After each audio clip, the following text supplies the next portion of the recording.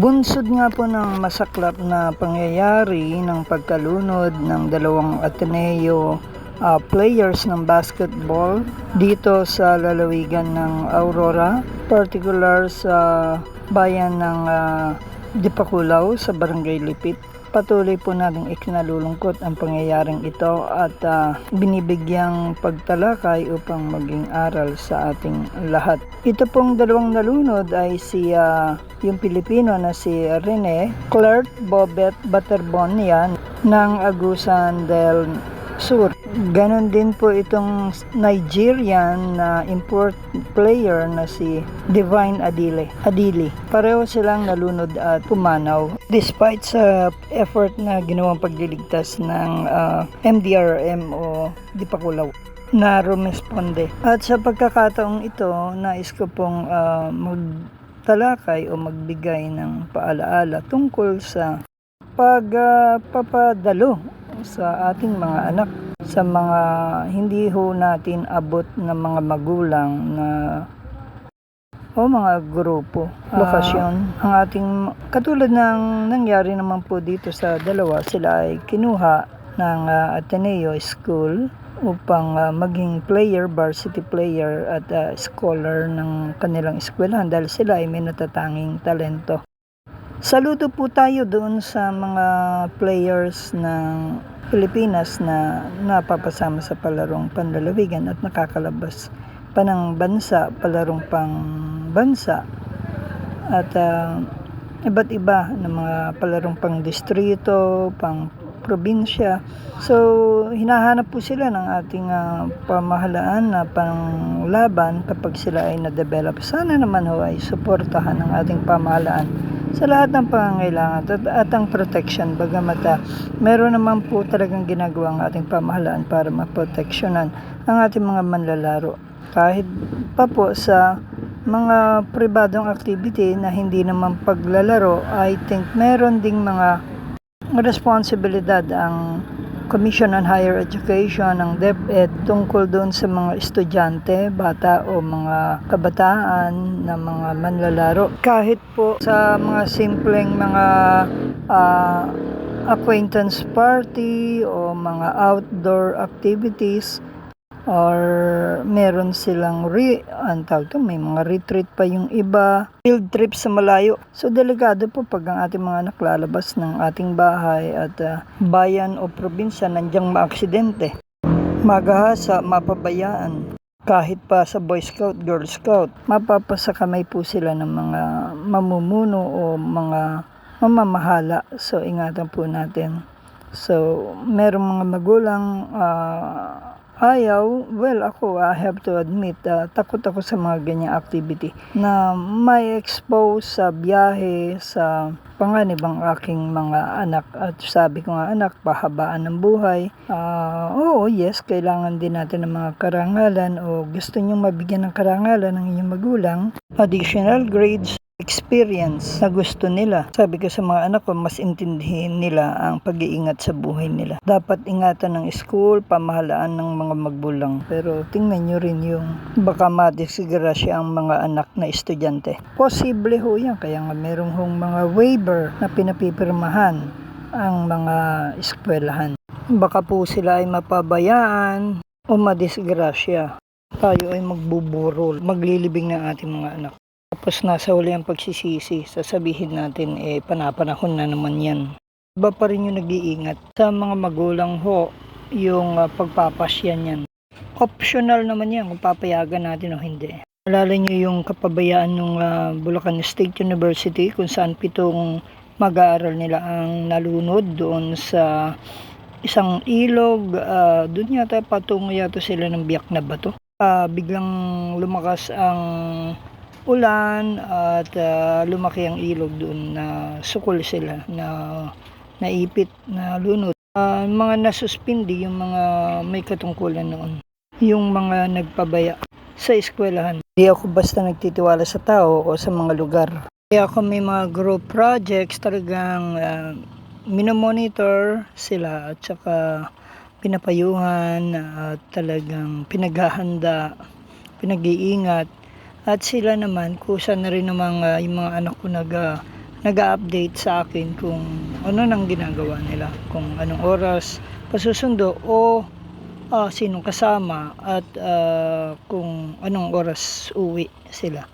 Kung ano yung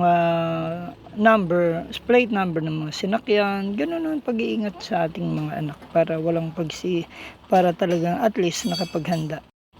Paggabi, kinakailangan ako na mismo akong susundo para sigurado, patay kung patay bago mo magalaw yung anak ko o makuha. Alam kong magpigil ng sarili at saka magtanggol din sa kanila.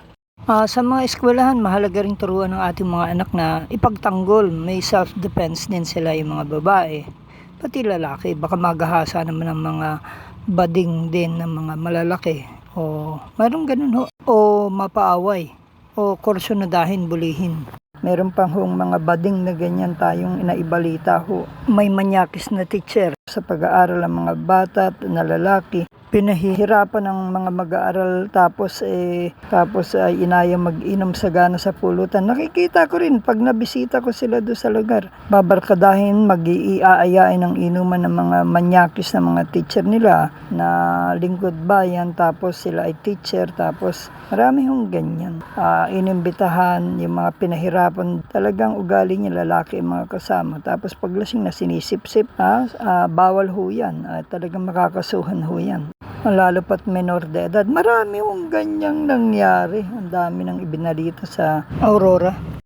Ang mga kababaihan din natin mga anak, ingatan natin sa mga teacher, professor na may mga pagnanasa, may mga kamanyakan, binabata yung mainstream media talaga na mga teacher na binata-bata yung nililigawan ko babait ko tinutulungan ko ang estudyante nating babae, yung pala may intention na girlfriendin, menor de edad tapos nakulong. Sige, yung mga kamanyakan nyo, huwag nyo tigilan.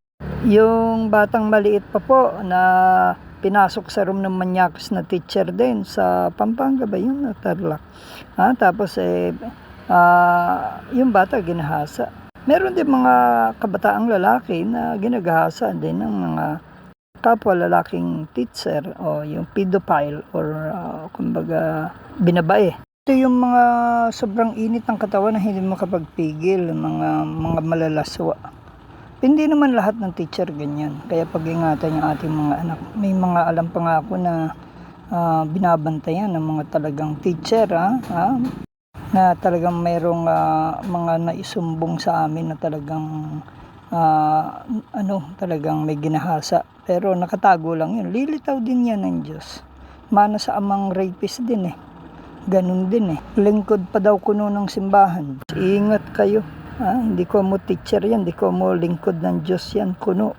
Sasabihin nila pagkat ako'y tao lamang, doon ka magpaliwanag pag nakakulong ka na, doon mo sabihin sapagkat ako'y tao lamang. Alam mo ng kasalanan, gawin mo pa. Diyan ka pa sa lugar na yung manggagahasa. Ayaw pa magsuko ng buhay sa Diyos yan. Sarili ang Diyos o diablo. Dapat sa iyo ma-rape ni Peryong at dagul dyan sa kulungan. Yung iba naman magulang pinapa-join pa sa mga fraternity mga malulupit na mga brutal at mga barbaric na mga fraternity lang. Yung kanilang anak tapos patay sa hazing kung hindi doon magahasa. Yung initiation, rape, sarap o hirap daw. Ganyan dito sa Maria Aurora meron din ganyan nangyari noon. May mga kabataan pa ako sa simbahan na talagang nire-recruit pa. Na ninyo yung mga recruiter ng mga mga dysfunctional ang pamilya. Sakta ng katawan sa kalintikan na kabubuhang brotherhood kuno. Tapos mamatay. Ayan, bantayan natin mga anak natin. Barkadahin natin. Ituro natin ang mga karahasan ay mali. Karumaldumal sa Diyos. Kaya yung mga anak niyo, bantayan niyo kung saan nagpupunta. Yung pala, fraternity pala. Itong nangyari kina Adili at Baterbonia ay meron pong lapse, pagkukulang po itong Ateneo. At yung head coach po nila, coaches na dapat talaga alam nilang, sabi nga po ng CIDG at NBI, ito pong delikado ang dagat. Alam na nila yan, dapat nagbantay silang mabuti, may lifesaver sila. Dapat huwag tayong pakakasiguro sa dagat yan Kung swimming pool, bantayan din. Ganun ako mapagbantay po sa mga bata. Pag nasa dagat at kung minsan nilalagyan ko sila ng tali sa baywang na nakatali din sa akin para tansyado ko kung papalayo sila at mahihila ko yung mga anak ko.